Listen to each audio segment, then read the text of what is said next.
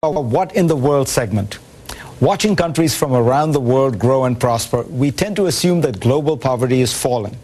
And in fact, the World Bank says that in 1981, nearly half the world's citizens were impoverished. That is, they lived on less than $1.25 a day. And today, less than a fifth of the world's population lives in poverty. In raw numbers, that translates to a 40% drop from about 2 billion to 1.2 billion people. But when I dug deeper, I realized that the picture is more murky. Put simply, most of the reduction in global poverty has to do with one country, China. Take it out of the equation and the numbers look very different. Let's go back to 1981. Back then, China accounted for 43% of the world's poor. The other major contributors were South Asia with 29% and Sub-Saharan Africa with 11%. Fast forward just a decade and you'll see that China's share of the world's poor began to drop. The trend continues through the 2000s. By 2010, China accounted for only 13% of the world's impoverished population. South Asia's share had jumped to 42%. Sub-Saharan Africa's share tripled to 34%. The World Bank data shows that the total number of impoverished Chinese declined by nearly 680 million people in the last 3 decades. That's about 95% of the total global decline. By registering double-digit growth for 3 decades, Beijing has transformed the fortunes of a poor nation within a generation.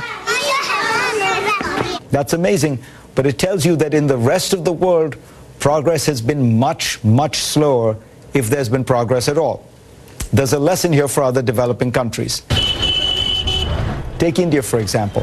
New Delhi has also made strides against poverty. The problem is those strides have only been a few steps ahead of population growth. Look at the numbers.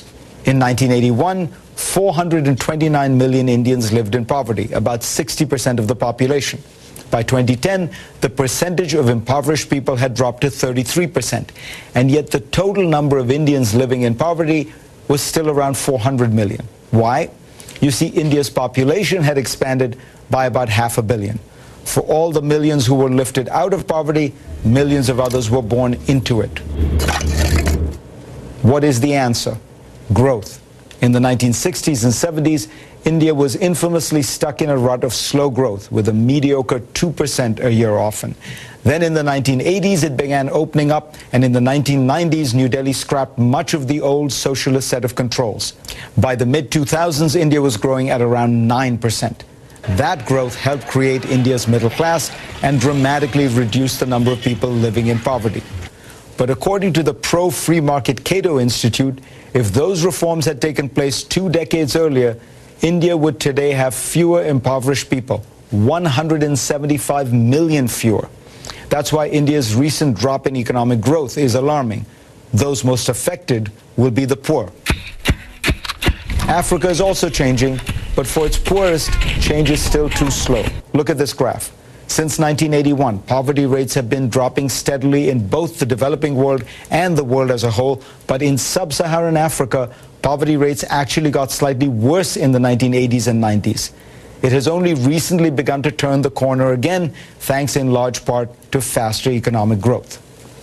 Global poverty is falling, but China deserves most of the credit, and thanks to the Communist Party of China, we now know that the path to poverty alleviation is capitalist-led growth. Lots more ahead, a fascinating look at how 3D